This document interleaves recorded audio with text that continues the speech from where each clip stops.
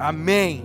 Vamos participar dessa mensagem, dessa palavra, meditar aqui nessa mensagem, nesses capítulos, nesses versículos, no que o Senhor quer pontuar com a gente hoje, em forma de festa, em forma de celebração. Talvez hoje você chega aqui com fome e a boa notícia é: a mesa está posta. Você pode comer hoje, você pode beber hoje. Talvez você chegou aqui sobrecarregado, cara, acusado por Satanás, se sentindo mal porque, cara, Jesus, eu não estou correspondendo às expectativas contigo. Eu deveria fazer mais, eu deveria te amar mais, eu deveria corresponder mais ao teu amor. A boa notícia é que o Senhor nos ama incondicionalmente e nos chama hoje para a mesa, para a celebração, para a festa. Amém, amém, amém. Apocalipse capítulo 2, verso 8 vai dizer assim: a carta à igreja de Esmirna. Ao anjo da igreja em Esmirna escreva: estas são as palavras daquele que é o primeiro e o último, que morreu e tornou a viver. Conheço as suas aflições e a sua pobreza, mas você é rico. Eu conheço a blasfêmia dos que se dizem judeus, mas não são, sendo antes sinagoga de Satanás. Não tenha medo do que você está prestes a sofrer. O diabo lançará alguns de vocês na prisão para prová-los, e vocês sofrerão perseguição durante 10 dias. Seja fiel até a morte, e eu lhe darei a coroa da vida. Aquele que tem ouvidos, ouça o que o Espírito diz às igrejas. O vencedor, de modo algum, sofrerá a segunda morte. Amém? Amém. Ao analisar esse texto, nós extraímos um princípio que é a perseverança. E esse princípio gera um propósito, que é o desenvolvimento da esperança. Que seja uma igreja aquecida, viva na esperança, porque estabeleceu um princípio de permanecer, de perseverar. Esmirna, ela tem um nome que é um sinônimo de mirra, e mirra é um perfume daquela época, os primeiros séculos após Jesus, depois de Jesus. É um perfume. Essa cidade, ela se desenvolveu de forma rápida, avançada na técnica de embalsamento.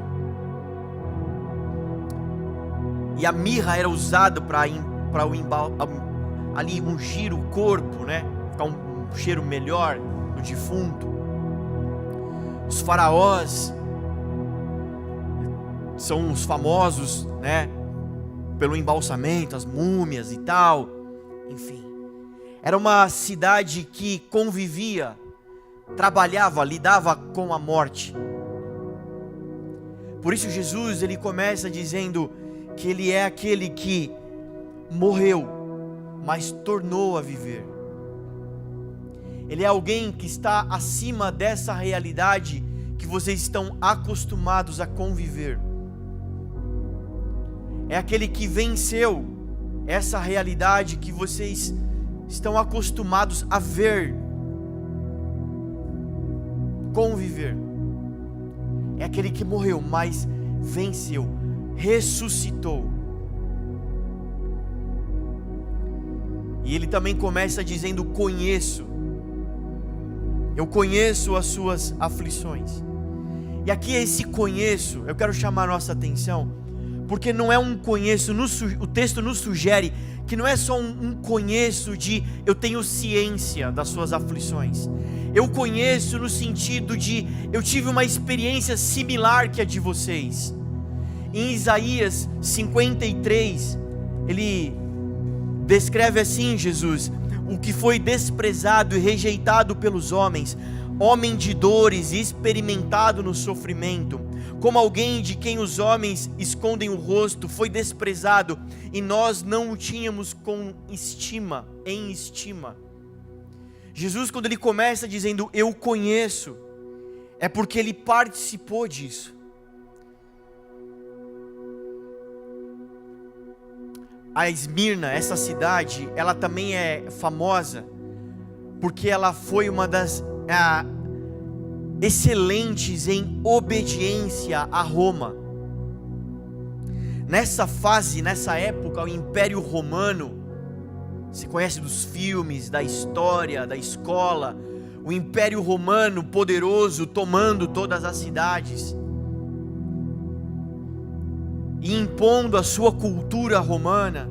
Esmirna, ela é marcada por uma cidade que se destacou na obediência a Roma, em servir Roma, e uma das primeiras e mais marcadas em reconhecer a divinização de Roma e do imperador romano, que naquela época se estabeleceu. O imperador romano não era só um imperador, um rei, ele também era um deus. A palavra do imperador tinha o peso da palavra de um deus. Então o contexto da cidade de Esmirna era um ambiente tóxico, adverso para o cristianismo, para ser um cristão naquela cidade. E Jesus começa assim: eu conheço as suas aflições.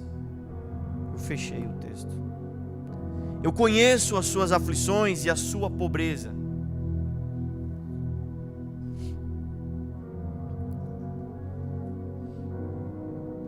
Eu participei também da rejeição, eu experimentei a rejeição, eu experimentei e sofri, senti em mim a perseguição. Eu sei o que vocês estão passando, porque eu também passei.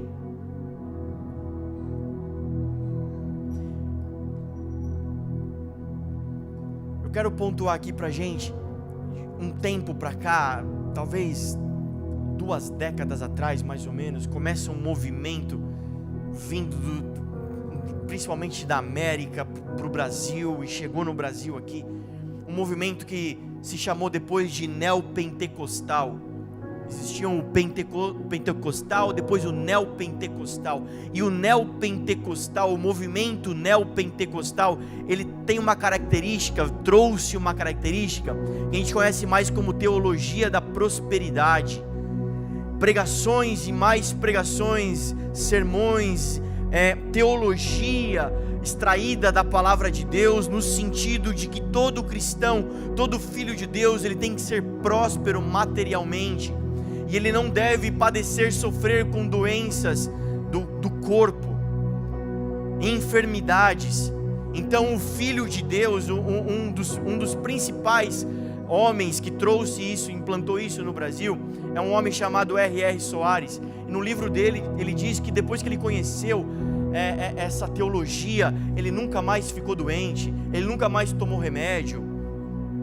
E quando questionado ele, então por que Deus colocou médicos no mundo? E Deus falou assim, e ele responde dizendo que Deus é um Deus tão bom, que ele colocou pessoas para cuidar dos não crentes, dos incrédulos. Coitado deles, eles também precisam ser cuidados, né? Então, a misericórdia de Deus, por isso tem os médicos, mas nós não, os filhos de Deus não sofrem com doenças e também não sofrem materialmente. Os filhos de Deus não vão andar com carros pobres, morar em casas pobres. Você precisa morar num bom lugar, ter um bom carro. Essa teologia que parece inofensiva, que parece óbvia para quem conhece a palavra de Deus, para quem enfim, é do ramo, fala, pô, balela, imagina, que isso. Mas sem perceber, esse movimento ganha força no início da década 2000 e vai se instalando com outras denominações, e se instala no Brasil, por exemplo, ganhando força, e com ela traz não só essas características só da prosperidade e do dinheiro, mas traz também uma conotação, uma pregação almática, uma pregação de preocupação excessiva com as emoções do homem, com o que você está sentindo, colocando meio que sem perceber. Quando nós percebemos, o homem já era o centro do nosso culto. Um Deus que vai te abençoar, um Deus que está cuidando de você. Você vai ser cabeça, não vai ser cauda. Se no emprego você está sendo pisoteado, fica tranquilo, porque Deus vai te honrar, Deus vai te exaltar, glória a Deus. E é todo aquele negócio que foi indo, e sem perceber a gente foi achando legal, a gente foi, é verdade e tal. Isso trouxe formou uma geração de crentes que se aproximou muito do homem moderno. E o homem moderno, isso não é eu, são a comunidade de medicina, de psicólogos, dizendo, a característica do homem moderno, ele perdeu muito da sua resiliência. O que é resiliência? Resiliência é um termo da mecânica, a capacidade que um material tem de aguentar o impacto, se deformar e depois voltar ao seu estado natural, original, ou seja, sem se deformar permanentemente, para sempre. E esse termo foi emprestado da mecânica para a psicologia. Então, o ser humano tem essa característica de resiliência, a capacidade que você tem de aguentar impactos, aguentar cargas, pesos emocionais, psicológicas, sem que você se deforme para sempre. Talvez você aguente um certo tipo de carga por um certo tempo, determinado período de tempo. Depois que aquele problema vai embora, você volta ao seu estado original, natural de ser. Mas algumas pessoas, essa capacidade, essa resiliência é diferente um do outro. Aquele lá, com uma carga de repente menor, já se deforma para sempre, gera traumas. Amém? Vocês estão aí? Essa geração de crentes, de cristãos, se aproximou muito dessa característica do homem moderno. Pouca resiliência. Pouca resiliência. E cada vez mais nós ficamos carentes de uma pregação que nos massageasse, nos afagasse. E aí começou uma onda de canções, de músicas almáticas, dizendo: Deus, olha para mim, Deus, cuida de mim, Deus, eu sou um pobre coitado, mas o Senhor vai me exaltar, né? Não ligue se o mundo ainda não percebeu o seu valor, mas Deus vê o seu valor. Umas paradas meio assim que foi fazendo a gente entender que realmente essa é a pegada. Esse é o perigo, essa é o X de uma heresia, de algo desalinhado de Deus, do coração de Deus. As pedras grandes, imagina que você tem aqui uma pedrona enorme, e você está andando, você fala: opa, uma pedrona, aí você dá a volta e passa pelo outro lado. A gente não tropeça nas pedronas, a gente tropeça onde? É na quininha ali da cama, do tapete, tá, a pontinha do tapete está levantada, é na pedrinha, é ali que a gente tropeça, é ali que a gente cai, é no detalhe, é no sutil. E foi uma igreja que foi ganhando uma característica de não perseverar no Senhor, mas não distante disso, você deve ter experiências com isso, conhece pessoas que desanimaram, pessoas que pularam de igreja, denominação em denominação, foram pulando porque essa daqui, aí vai para outra, essa daqui não, aí vai para outra, até que chegar num ponto e falar assim: nenhuma é boa, eu vou ficar em casa mesmo, porque eu cultuo a Deus em casa, e virou os desigrejados, né? Uma outra leva, um outro movimento, que graças a Deus está sendo curado no nosso meio. A gente não fala isso criticando, acusando, são os nossos irmãos, que o Pai tenha misericórdia, nos use para trazer cura para a igreja, amém? Amém? Então, foi gerando essas consequências. E aí chegamos num ponto de entender que existe algo de muito errado no que chamamos de evangelho do reino de Deus. Porque sem perceber, foi se tornando o evangelho do reino dos homens. A gente fala muito isso na nossa escola, quando ministramos sobre identidade, filiação. Nós falamos muito sobre o cuidar, assim, o perigo da falsa humildade, né, que se gera em pessoas que não têm dentro de si esses assuntos bem tratados, bem formados. Porque quando você apresenta para essas pessoas a missão, a vocação, o chamado, ela diz: não é comigo, eu não estou pronto, poxa, quem sou eu, pastor, olha, rapaz, eu estou passando aspirador aqui, tá vendo, Tiago, aquela mulher ali babando, rosnando e rolando no chão, é um cramunhão, um demônio que está nela, vai lá e expulsa para mim que eu estou ocupado aqui. Não, pastor, eu acho melhor e o Senhor, porque vamos junto, né? Vamos lá, eu fico na retaguarda, eu seguro as mãos, você expulsa. Tem uns obreiros machos que ele faz jiu-jitsu, né? Dá uma gravada aqui, um katagatame e fala: pronto, pastor, pode expulsar. Não, expulsa você agora, já está embolado com ele aí rolando. Não tem essas paradas? Tem, né? Nessa hora da vocação, da missão, não é comigo, eu não sou. Mas sem perceber, por não ter isso bem tratado, sabe o que nós fazemos? Porque é isso que nós ministramos e entendemos, precisamos ser curados nisso. Humildade é entender o nosso lugar em Deus, e nós somos filhos de Deus, e Ele é o Pai.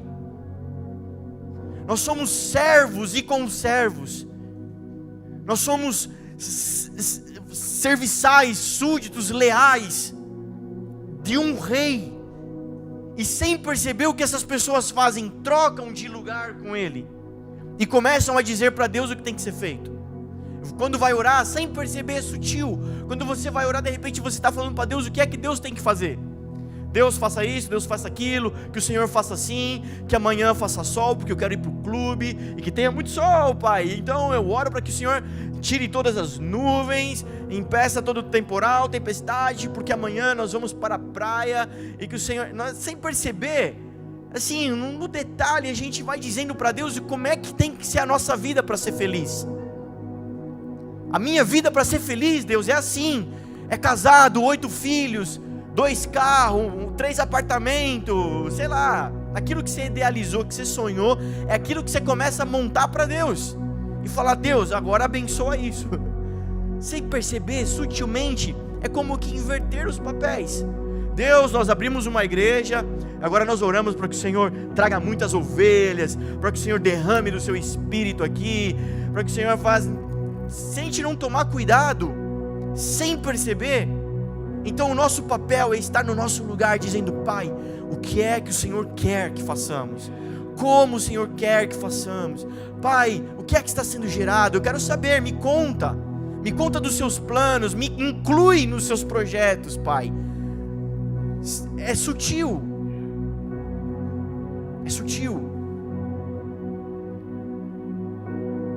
e por consequência, então, para arrematar, nós criamos algo dentro de nós, algo que sim, é muito sutil, eu estou chamando a atenção para nós, que existe algo, uma característica, um diagnóstico em nós, e faço uma análise aí com você, que gera em nós uma estranheza. Se eu te disser assim: cara, eu sinto que o Senhor te achou com grande amor, eu sinto o Espírito Santo me dando uma palavra de que Ele te viu atrás das malhadas, assim como Ele falou para Davi: cara, eu te vi ali, te achei e te trouxe para mim. Como eu sinto o Senhor falando aquela passagem bíblica de um cara que encontrou um tesouro num terreno, vendeu tudo que tinha e comprou aquele terreno para escavar aquele tesouro. Eu sinto isso, o Senhor te achou, o Senhor te está trazendo para Ele, o Senhor te comprou. Aí você já começa a chorar, tremelica, glória, sim Deus, é agora que meu chamado vai começar, o ministério. Isso, amém. Eu sinto que o Senhor vai trazer grande morte para você.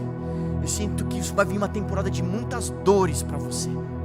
Eu sinto o Senhor falando que por causa desse amor, tudo vai começar a dar errado para você. Eu vejo uma temporada de muita tribulação sobre sua vida. Sabe o que a pessoa faz? Ela para e fala: faz sentido essa palavra, né? Não sei. Tá. Se nós falarmos isso, quando nos deparamos com essa mensagem, nos gera uma estranheza.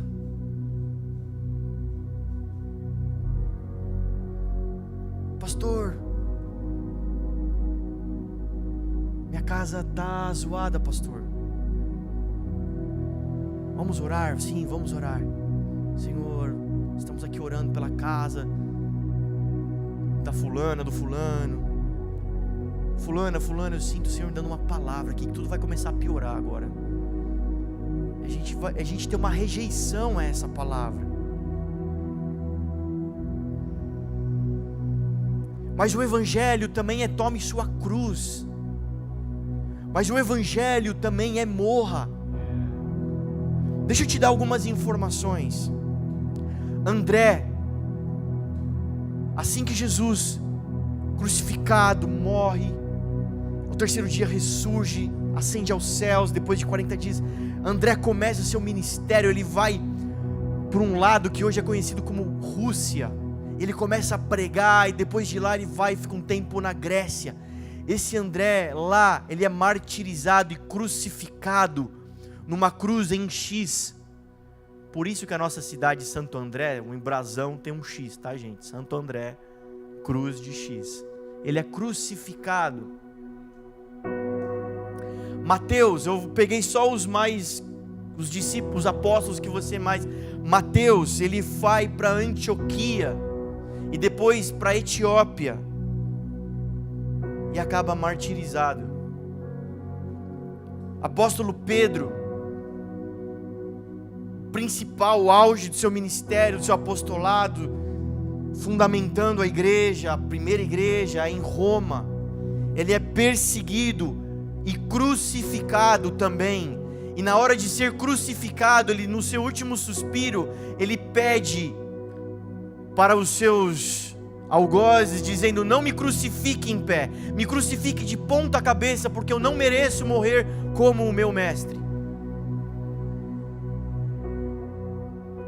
O apóstolo Paulo, seu ministério foi vasto no Ocidente e no Oriente. Os historiadores dizem que ele foi até os confins do Ocidente pregando. Então ele é preso e enviado para Roma. E como cidadão romano, ele não poderia morrer crucificado. Então, por ser cidadão romano, ele tem esse privilégio de morrer decapitado. Você se lembra do Filipe? Você se lembra do Tomé? Você se lembra do Bartolomeu? Você se lembra do Judas Tadeu? Você se lembra do Judas Iscariotes? Então, esse daí se enforcou no pé de alface. Colocaram o outro no lugar, o Matias. O Matias também foi missionário. Todos os apóstolos, exceto o apóstolo João, que escreveu as cartas do Apocalipse, depois de solto da ilha de Pátimos, ele vai morrer de velhice. Mas ficou muito tempo preso e também foi açoitado e também sofreu as dores do Evangelho. Todos os outros foram martirizados. Todos os grandes líderes morreram. A igreja primitiva, a exemplar, aquela que fluía nos dons, na bondade, na caridade, aquela que olhamos para Atos dos Apóstolos, capítulo 1, 2, 3, 4, 5, e fala: uau, essa igreja nós queremos viver, essa que as pessoas passavam, os líderes passavam e a sombra curava os enfermos. Essa daí foi perseguida, consumida, morta nos coliseus.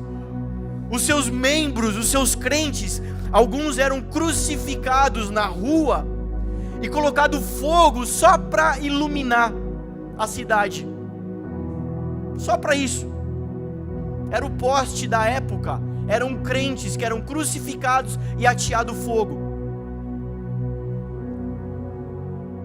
E existe alguma coisa de muito errado em nós que estamos carregando, quando alguém nos diz, quando a mensagem nos diz: morra, tome sua cruz, decida por negar, decida por abrir mão. E nós vivemos indiferente, achando que vamos ter uma vida maravilhosa porque somos crentes, estamos vindo a essa casa, temos feito algumas orações, algumas canções, e aí, sem perceber, a gente está contaminado por um outro evangelho, dizendo que por causa disso você vai ser abençoado e vai ter um mar de rosas. Não vai, cara. No mundo teremos aflições, as perseguições, as dores virão. Mas tenham bom ânimo, eu também venci. Vocês também vão vencer. Eu tenho uma sensação de que quando a gente olha para os apóstolos e quando a gente olha para a história, não dá uma sensação que a gente está vivendo uma brincadeira de criança, né? Uma fantasia, uma utopia, uma bobeira. Não dá uma impressão? Não sei se vocês têm essa impressão. É nessas horas que eu corro para o quarto e falo: não, Deus, tem algo de muito errado comigo, porque o teu evangelho é poderoso, o evangelho é vivo, é eficaz, o teu evangelho nos constrange. É nessas horas que Deus começa a me alinhar para Ele. Amém? Amém?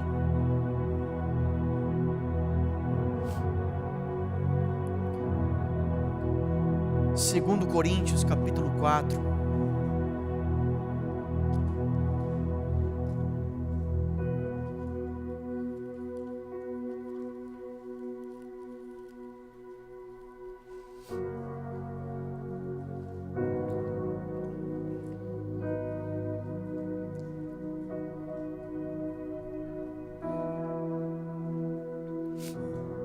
Portanto, visto que temos este ministério pela misericórdia que nos foi dada, não desanimamos. Antes, renunciamos aos procedimentos secretos e vergonhosos. Não usamos de engano, nem torcemos a palavra de Deus. Ao contrário, mediante a clara exposição da verdade, recomendamo-nos à consciência de todos diante de Deus. Mas se o nosso evangelho está encoberto, para os que estão perecendo é que está encoberto. O Deus dessa era cegou o entendimento dos descrentes, para que não vejam a luz do evangelho da glória de Cristo, que é a imagem de Deus. Mas não pregamos a nós mesmos, mas a Jesus Cristo o Senhor, e a nós como escravos de vocês por causa de Jesus. Pois Deus, que disse: das trevas resplandeça a luz, Ele mesmo brilhou em nossos corações para a iluminação do conhecimento da glória de Deus na face de Cristo. Mas temos esse tesouro em vasos de barro, para mostrar que este poder que a tudo excede provém de Deus, e não de nós. De todos os lados somos pressionados, mas não desanimados. Ficamos perplexos, mas não desesperados. Somos perseguidos, mas não abandonados. Abatidos, mas não destruídos. Trazemos sempre em nosso corpo o morrer de Jesus, para que a vida de Jesus também seja revelada em nosso corpo. Pois nós que estamos vivos, somos sempre entregues à morte por amor de Jesus, para que a vida também se manifeste em nosso corpo mortal, de modo que em nós atua a morte, mas em vocês a vida. 16. Por isso não desanimamos. Embora exteriormente estejamos a desgastar-nos, interiormente estamos sendo renovados dia após dia. Pois nossos sofrimentos leves e momentâneos estão produzindo para nós uma glória eterna que pesa mais do que todos eles. Assim fixamos os olhos não naquilo que se vê, mas no que não se vê, pois o que se vê é transitório, mas o que não se vê é eterno. 2 Timóteo capítulo 4.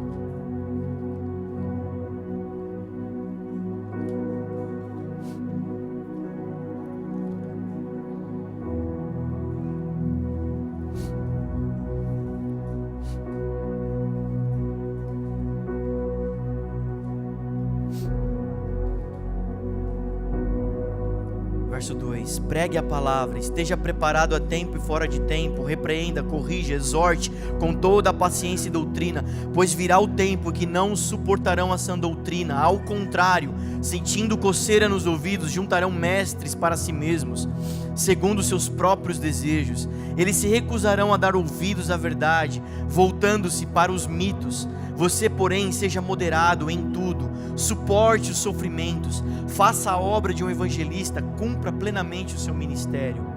Eu já estou derramado como uma oferta de bebida. Está próximo o tempo da minha partida. Combati o bom combate, terminei a corrida, guardei a fé. Agora me está reservada a coroa da justiça, que o Senhor, justo juiz, me dará naquele dia. E não somente a mim, mas também a todos os que amam a sua vinda. Amém?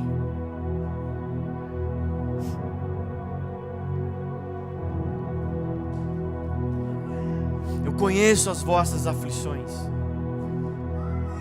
Sei da sua pobreza, mas vocês são ricos.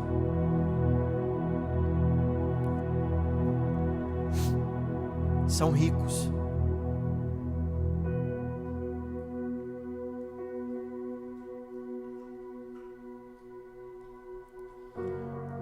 Existem alguns entre vocês que são judeus, não sendo, se portam como, perseguem, criticam. Eu sei o que é passar por isso. Você reparou que essa talvez é a única, eu não prestei atenção, obrigado. Todas as outras igrejas existe um porém, tem um porém contra você. Essa igreja não tem a de Esmirna, não tem uma correção. Existe uma palavra de ânimo, uma palavra de encorajamento. Deus não está prometendo que os livrará da morte, mas está dizendo que aquele que vencer não sofrerá o dano da segunda morte. A única promessa que ele faz é de vida eterna. E sem perceber, o neopentecostal, o evangelho falso, tem nos prometido outras coisas que Deus não nos garantiu. Talvez passaremos por essa vida com muitas aflições, com muitas tomadas de decisões erradas e colhendo os seus frutos, colhendo suas consequências, e talvez Deus não virá corrigir, talvez não teremos chance de corrigir, talvez sofreremos o dano das bobeiras, sim, sofreremos alguns problemas. Deus não nos garante que nos livrará disso, mas o que Ele nos garante que é aquele que suportar, que vencer, que permanecer, esse não morrerá, mas viverá. Por isso a pergunta é: onde estão os nossos olhos? Se os seus olhos forem bons, se os seus olhos forem maus. Se os seus olhos forem bons, haverá luz. Mas se os seus olhos forem maus, grandes trevas haverá em você, diz a palavra. Se temos colocado os nossos olhos na eternidade, ainda que como Esmirna numa condição adversa, pare de perguntar ao Senhor por quê, para quê, até quando, como, que jeito. Suporte a dor, permaneça, persevere. Não desanimamos, embora desgastados, embora por fora abatidos, mas por dentro vai se renovando, porque temos colocado os nossos olhos na eternidade. Deus, tem uma coisa maluca na minha vida aqui, mas meus olhos estão na eternidade, e se for da tua vontade, se for do teu plano, o Senhor vai virar esse negócio, o Senhor vai virar o cativeiro, o Senhor vai virar o jogo, ou o Senhor vai me usar no Coliseu. Amém? permaneça, perseverar. Tem um outro versículo que eu não anotei onde está escrito, mas se alguém lembrar, pode me ajudar aqui. Diz assim: assim como fosse chamados, encontrados em Jesus, assim permanecei nele. Existem vários versículos dizendo permaneça. Pô, aceitar Jesus é maravilhoso, né? Dentro da gíria cristã, né? Pô, receber Jesus, ir para a igreja é bom, cara. Mas permanecer, nós somos chamados, a palavra hoje é perseverança, porque perseverança gera esperança. Talvez algumas pessoas perderam a esperança, desanimaram na esperança, mas hoje a palavra está te corrigindo. Permaneça em mim, porque permanecer, perseverar vai gerar a esperança. Amém? E nós devemos ter em nós esperanças no Senhor, não como que alguém orando, tentando torcer o braço de Deus, mas como alguém que conhece o seu Deus e sabe do que Ele é capaz. Nós acabamos de passar por uma experiência, a mãe de uma amiga nossa, talvez 6 meses ou mais em coma, e nós orando, com esperança. O Senhor pode mudar, o Senhor pode trazer essa mulher do coma, o Senhor pode curar ela, o Senhor pode curar o córtex cerebral dela, o Senhor pode acordar essa mulher da cama. 6 meses orando várias vezes no hospital, várias vezes na cama. Nenhum momento eu tive vergonha ou medo de ir lá orar e nada acontecer. E a família, a filha ficou olhando: eu vou orar pela sua mãe, eu creio que Deus pode curar a sua mãe. E a pessoa ficou olhando para você com uma certa: legal, que bom, há uma esperança. Mas eu nunca tive medo ou vergonha de que nada acontecesse. E sabe, nada aconteceu. E esses dias ela faleceu. Deus não a curou, ela faleceu. Mas eu tive a minha esperança no Senhor, porque eu sei do que Ele é capaz. Então algumas pessoas começaram a perder o crédito, perder a esperança. Continue, você pode continuar esperando, tendo esperanças no Senhor. Sim, você pode. E o Senhor quer renovar isso em nós. Desde coisas simples até coisas do Evangelho, do reino de Deus, da sua gloriosa vinda. De vários assuntos nós podemos liberar essa cura, liberar esse poder que a esperança traz. Amém? É disso que eu estou falando. Eu quero deixar algumas coisas aqui para nos edificar, a permanecer e a gerar esperança na igreja. Primeira delas, centralidade de Cristo. Cristo é o modelo, Cristo é o centro para tudo na sua vida. Traga o Cristo como o seu modelo, como o seu ponto de partida para todos os assuntos. Por exemplo, o sofrimento. Você que está passando por aperto, por dores, você que está passando por, cara, tá mal, velho, tá zica, pastor, tá ruim. Sim, o Senhor também olha para você, Ele também se importa, mas olhe para isso a partir do modelo de Cristo. Em Filipenses 2, acho que é 9, se não é 19, mas acho que é 9, vai dizer que, cara, assim como Cristo tomou o seu sofrimento, assim também participamos da sua glória, mas também participamos do seu sofrimento. Assim como o Cristo padeceu o que tinha que padecer, passou pelo que tinha que passar, do mesmo, sem murmurar, sem reclamar, sem perder o propósito, a fé, no mesmo modelo de Jesus, também passaremos pelas nossas dores, também passaremos pelas nossas guerras. Amém? A vida simples de Jesus, o modelo de vida simples de Jesus. Jesus não foi um milionário. Nós podemos olhar para isso também e tomar como modelo para nós. Um modelo de contentamento. Os filhos de Deus, os cristãos, trazem consigo contentamento. Não é acomodação, é contentamento. Satisfeitos em Deus, porque vivem de forma eterna e não transitória, passageira. Não vivem olhando no que passa, vivem olhando no que não se vê. Ficam com os olhos no que é além do que daqui. Então são satisfeitos. Não tenho o carro que queria ter, mas tenho o poder do Espírito Santo em mim. Sou satisfeito nisso. Você quer um dado? 85% a atividade cristã de ministérios numa cidade geralmente é realizada por 85% das igrejas pequenas igrejas de bairro. Grandes igrejas, legal, quantas nós temos grandes igrejas na nossa cidade? 3, 4? Quantas pequenas igrejas nós temos na cidade? Milhares, só nessa avenida aqui tem umas 10 pequenas igrejas, e quase 90% do trabalho na cidade é feito por essas igrejas. Nós podemos olhar e dizer: somos pobres, mas somos ricos. Vocês dizem: são pobres, nós somos pobres, mas eu porém digo: vocês são ricos. A partir do modelo de Jesus, nós podemos olhar o modelo de caráter de Jesus. Quando ele é confrontado pelos religiosos, fariseus, quando ele é questionado na sua mensagem, Jesus, ele rebate, ele convive com isso, ele transita por esses ambientes, onde ele é aceito e onde ele não é bem aceito, onde ele é amado e onde ele é rejeitado.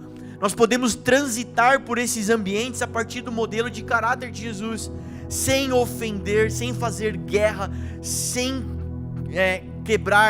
colocar muros de separação. Mas Jesus, ele falava com os fariseus, com aqueles caras da época, ele dava uma resposta áspera para aqueles caras, mas o problema era com o coração daquelas pessoas, porque Nicodemos, o Jairo, outros caras também eram da religião, também eram chefes de sinagoga, e Jesus tinha um bom relacionamento, e Jesus tinha acesso. Jesus sondava os corações. Nós podemos passar pelos ataques de Satanás, como Jesus passou, e passar pelo modelo de Jesus. Amém? Vocês estão aí? Se você está sofrendo ataque de Satanás, cara, o diabo está te perseguindo, o diabo está com bafo quente no seu cangote.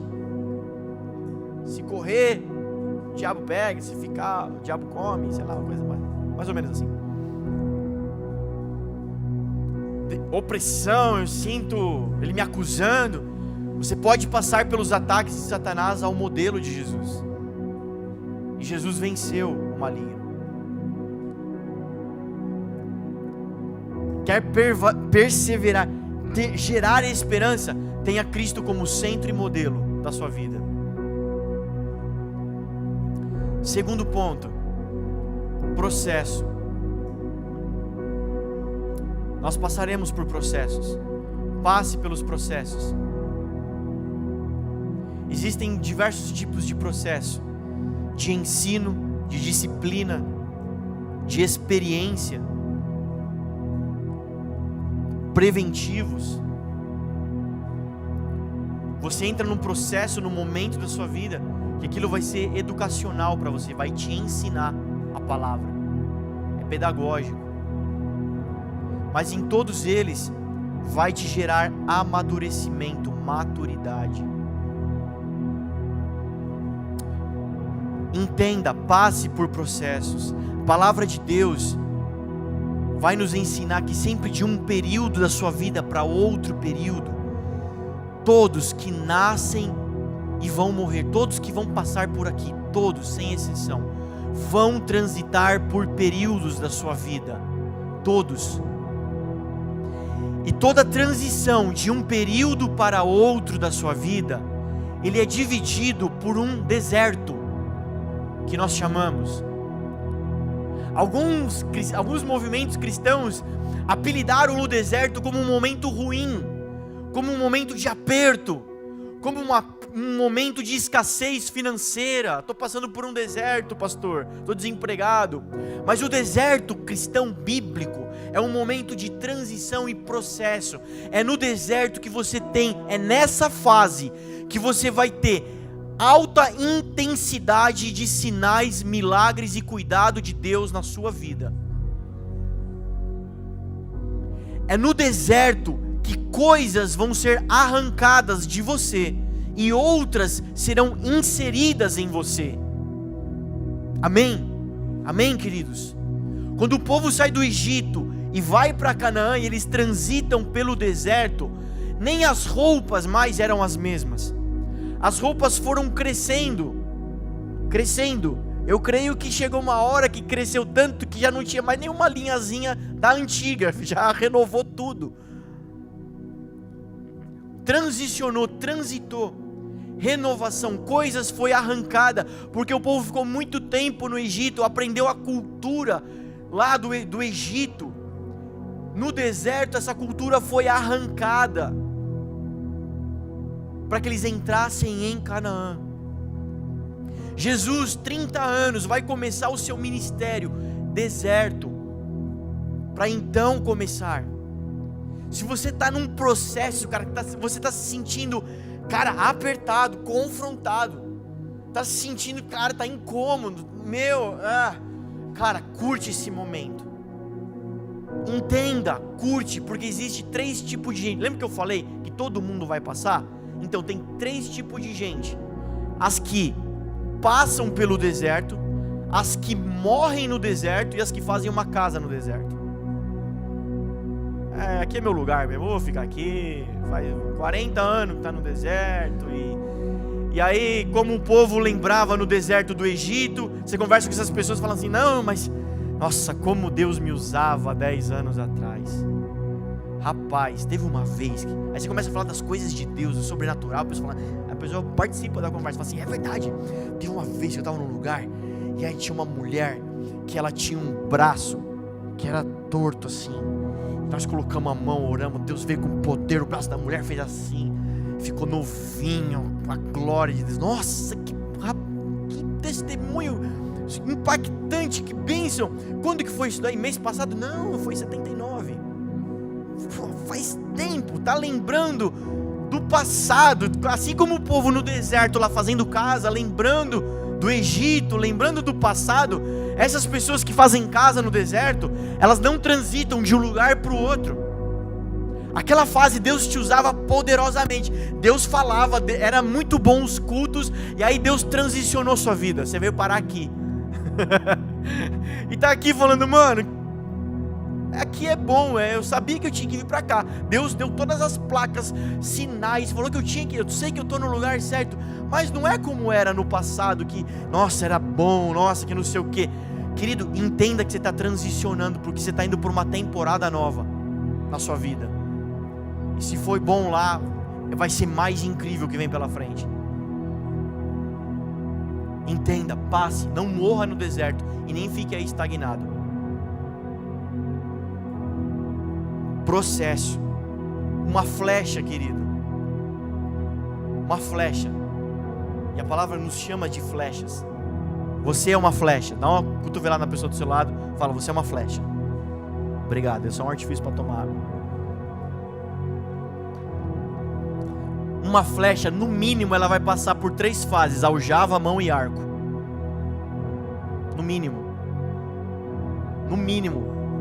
Vai ter um tempo que você vai ficar na aljava, paradinho, quietinho, pau comendo lá fora, e você na aljava. E Deus não me lança? Deus não vai me usar? Até quando eu ficarei aqui na... Tem essa fase, cara. Vai ter a fase da mão, que Deus vai pegar você. Fala: Deus me pegou, cara. Mano, que louco, eu fui na escola, Deus me deu dons aqui, agora vai. Pra onde? Agora, mano, Deus me pegou, tá bom. Deus me trouxe, você me trouxe aqui na Viva, eu sinto que agora vai, Deus me pegou, mano. Beleza? Tem essa fase. Mas também tem a fase do arco, cara, que o arqueiro coloca a flecha no arco, sabe o que ele faz? Puxa pra trás. Aí quando você fala: Deus vai me usar agora, a sua vida vai para trás. E aquelas pessoas que ainda têm uma mentalidade do neopentecostal, é nessa hora que elas vão dizer: tá tudo errado. Eu não posso ir para trás. Minha vida tem que ser bombada, cara. Minha vida é excelente, ela não pode ir para trás. Eu não posso perder o emprego. Imagina que Deus está falando para eu sair do emprego. Imagina, Deus fala, sai do emprego porque eu quero te usar mais. Você fala, não, isso não é de Deus. Se fosse Deus falando mesmo, ele tipo, me promover no emprego e trabalhar 6 horas ganhando o triplo que eu ganho hoje. Aí eu ia ter bastante tempo para Deus. Mano, se você não tem tempo para Deus hoje, cara,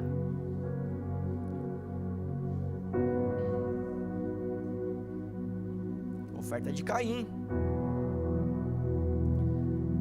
A vida vai para trás, mano. Agora, para quem entendeu, quando a vida vai para trás, você fala, mano, agora é hora. Agora é hora de voar. Amém? Processo, maturidade. Porque Deus quer levantar homens, mulheres, sacerdócio. Sacerdócio, igreja, a gente está batendo nessa tecla. A igreja viva não vai te oferecer outra coisa, talvez.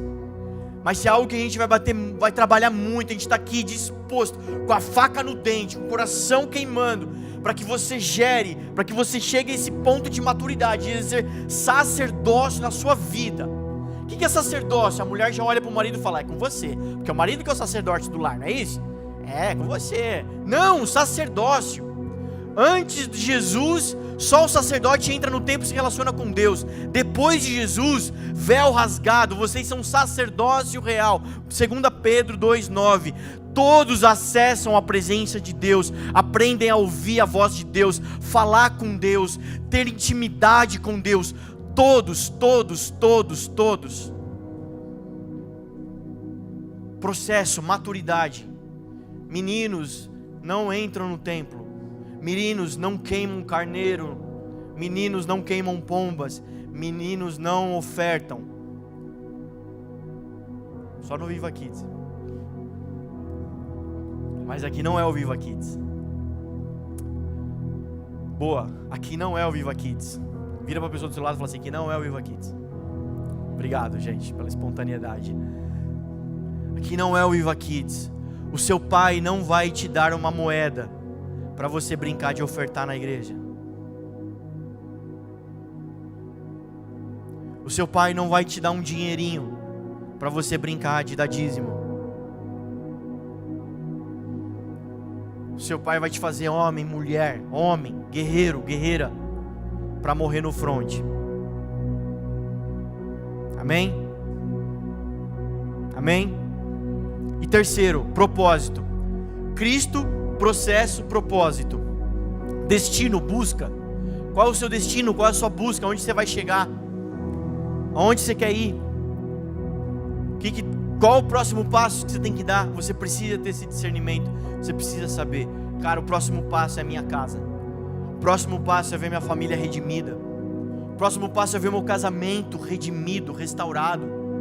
O próximo passo é estabelecer isso que eu recebo aqui, dentro da minha casa. Não sei qual é o seu próximo passo.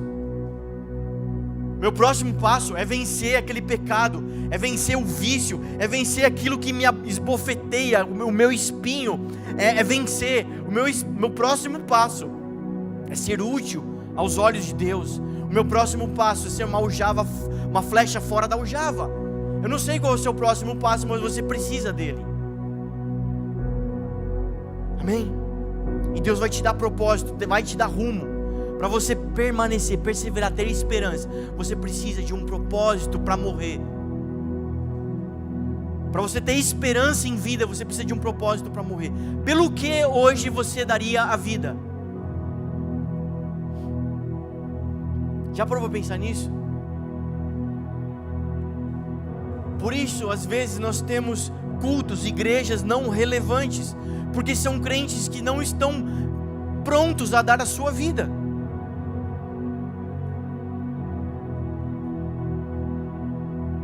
Porque o evangelho é do reino dos homens, para os homens. Mas nós queremos o evangelho do reino de Deus. E no reino de Deus, homens morrem. No reino de Deus, homens matam e morrem. No reino de Deus, homens arrancam cabeça de Golias, de gigantes, vencem exércitos. Mas homens também morrem. Não importa qual vai ser eu. Não importa a ordem, não importa o que vai ser, mas essa é a minha história, matar e morrer. Amém, queridos? Vocês estão aí ainda? Estou terminando, eu juro. Aguenta. Amém? Deus, desce aqui e muda a minha família. Deus, desce aqui e conversa com meu filho. Deus, faz isso que eu estou pedindo. Deus, vem cá, muda a minha casa, entra na minha casa. Deus, faz alguma coisa por mim. A mensagem de hoje está dizendo para você: persevera na palavra. Persevera na palavra. Para você perseverar na palavra, você precisa conhecer a palavra. Persevera em mim. Olha para mim, diz o Senhor. Se o seu coração entrou aflito hoje, preocupado, pesado, pelas aflições dessa vida, desses dias, dos acontecimentos, seja de que espécie for, de que momento for que você esteja vivendo, não tem problema. O que a mensagem está dizendo é: não tem problema nisso. Você não é menos por causa disso. Os filhos de Deus também passam por esses dias. E a mensagem está dizendo para você hoje: olha para mim, permanece em mim, aguenta firme, suporta, não desanimamos.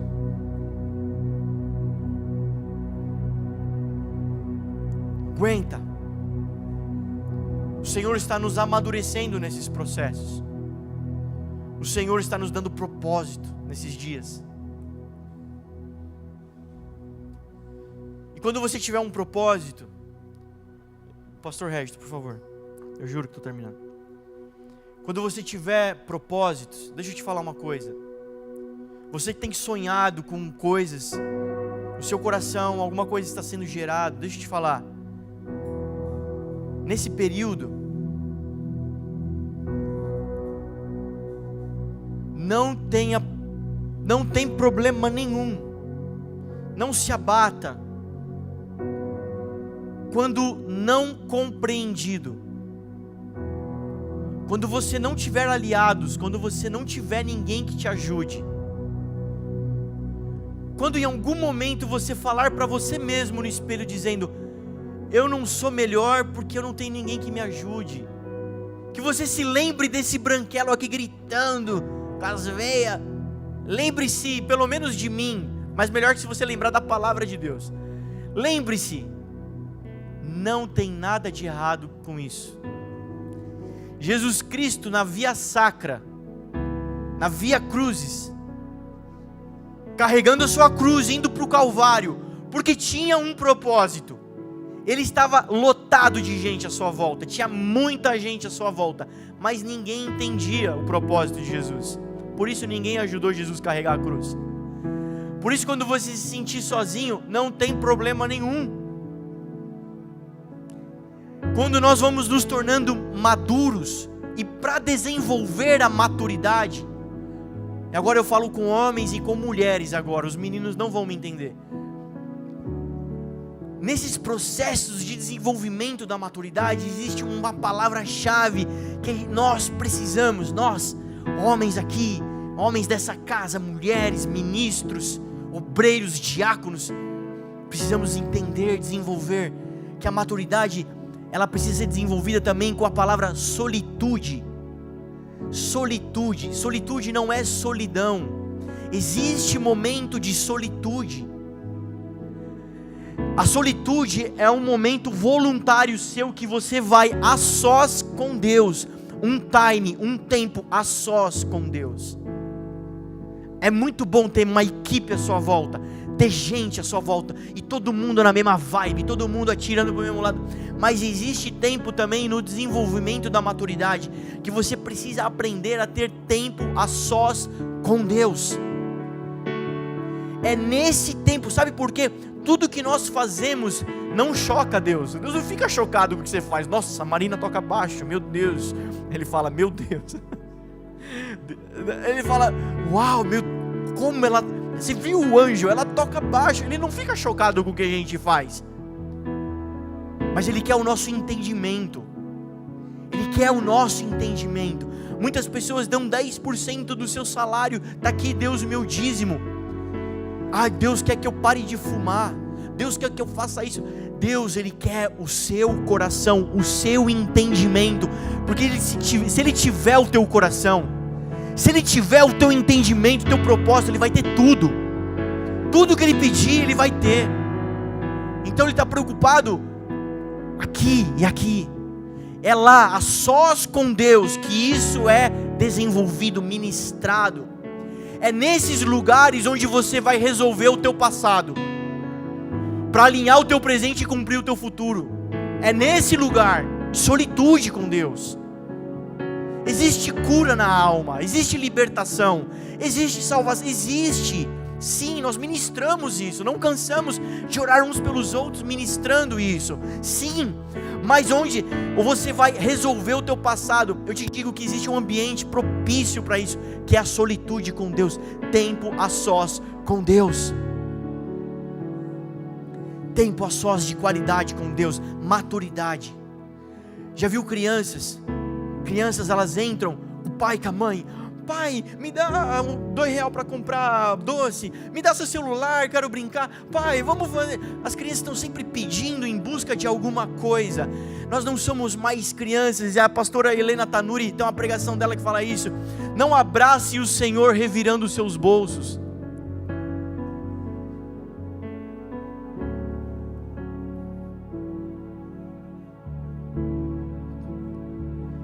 Homens, mulheres são amadurecidos na solitude com Deus. Resolva o teu passado para alinhar o teu presente e cumprir o teu futuro. E aí eu termino. O que você está gerando hoje? O que você está gerando hoje? Quando uma mãe decide por ser mãe, ela decide por abdicar de sua vida, do seu corpo, das suas medidas, das suas formas, do seu tempo para gerar, para ser mãe. Pessoas que não estão prontas para abdicar, para abrir mão, para morrer, não estão prontas para gerar.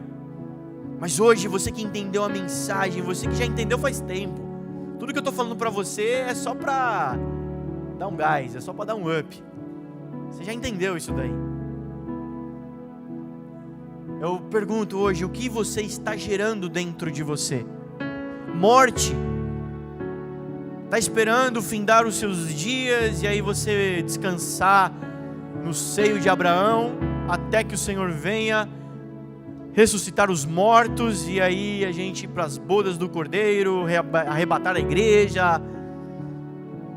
Já deu meu tempo, eu estou esperando morrer. Está gerando morte dentro de você? A falta de perdão, a falta de alinhamento, a mágoa, a tristeza está gerando, nutrindo isso, com pensamentos, sentimentos. Você está nutrindo um câncer espiritual, um tumor espiritual.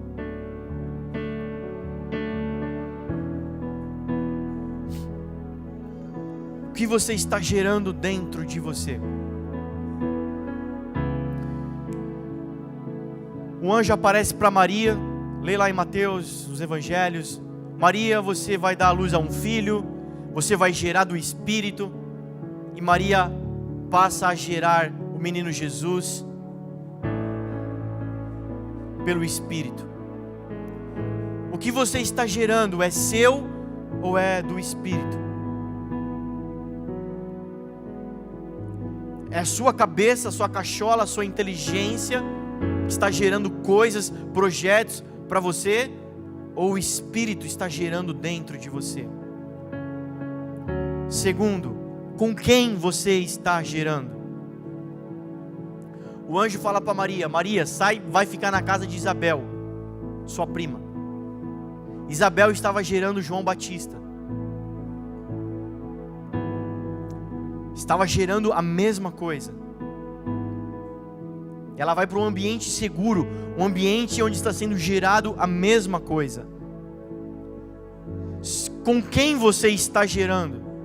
Se você está gerando coisas com outras alianças, com outros ambientes, que não é o do Espírito, que não é o de Deus, coisas que vão matar o que Deus está colocando dentro de você, cara, por isso que não nasce. Por isso que a placenta de escola, por isso que você perde o bebê no 5º mês, no 2º mês. Você precisa gerar o filho, gerar do Espírito no ambiente certo. Terceira pergunta, quanto custa o que você está gerando? Quanto custa o que você está gerando? Quando o anjo vai à casa de Manoá, com sua esposa, vai gerar Sansão, fala para ele, a mulher agora vai parar de comer isso, comer aquilo, vai tomar Herbalife, vai parar de tomar bebida forte, porque a criança que está sendo gerada, a alimentação vai ser regrada. Existem coisas, existem custo, existem coisas, preços. Quanto custa o que você está gerando? Nada. Então você está gerando um brinde. Mas se você quiser gerar um libertador, cara, vai custar tudo. Vai custar muito caro. Se você quiser gerar um remidor, vai custar muito. E por isso nós estamos pagando. Que essa igreja seja pequena, mas que seja relevante. Eu quero gerar o que o Espírito está colocando no meu ventre com pessoas que geram a mesma coisa comigo. Nós estamos sonhando com a mesma coisa, com homens e mulheres relevantes, homens e mulheres de verdade, produtores, geradores e não consumidores, discípulos e não multidão. Amém? E última pergunta: quanto tempo vai durar o que você está gerando? O Espírito me colocou dentro de mim que eu tenho que tocar na banda, eu tenho que fazer tal, tenho que trabalhar no Viva Kids, eu tenho que fazer isso, tenho que fazer aquilo. Beleza? Quanto tempo isso vai durar? Até passar a vontade?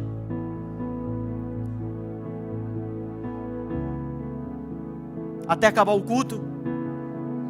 O Senhor gerou em mim. Eu tinha 12 anos.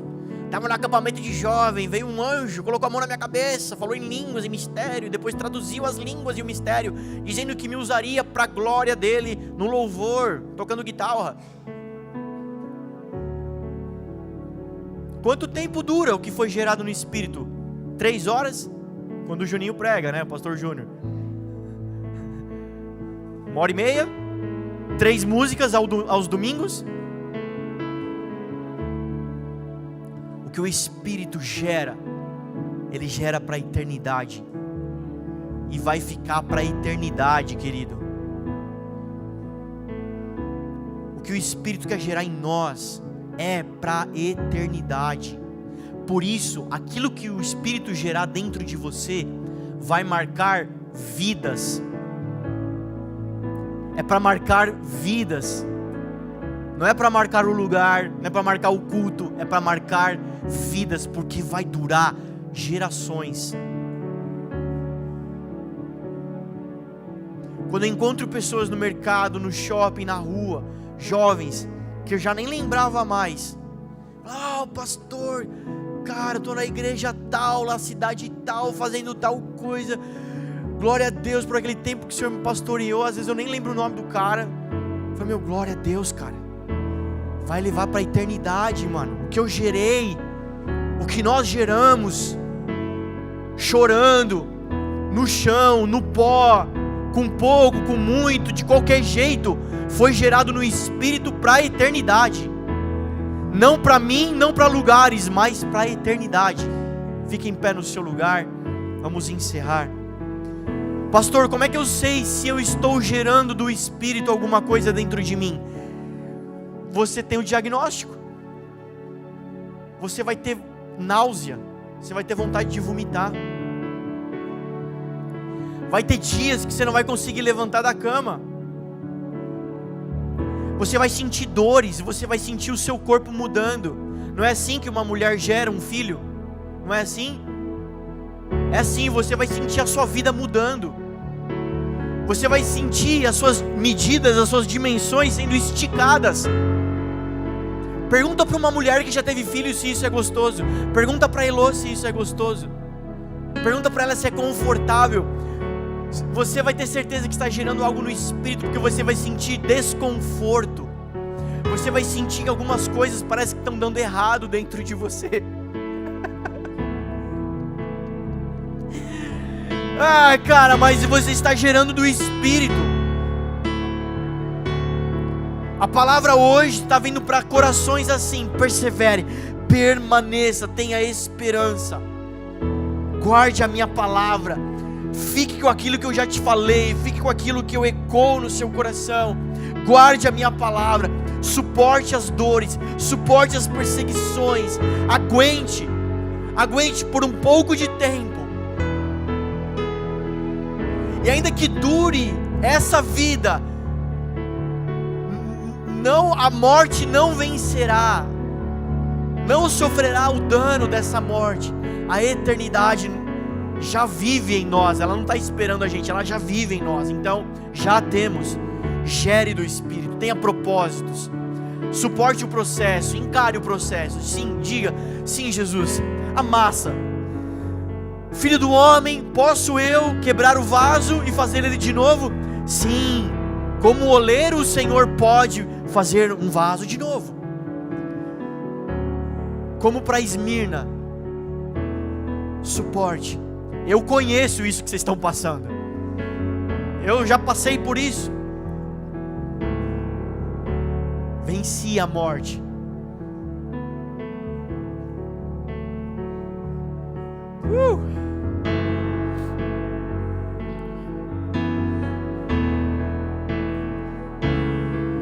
Pensa no pior dia da sua vida.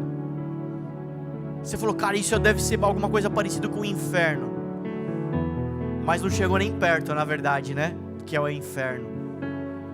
A Bíblia nos conta que Jesus, aqueles 3 dias dentro do sepulcro, ele não ficou dormindo. Ele desceu ao Hades, ele desceu ao inferno.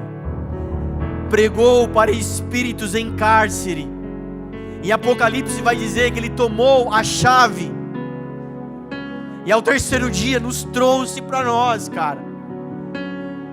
Lá para Pedro, dizendo, eu deixo para a igreja as chaves.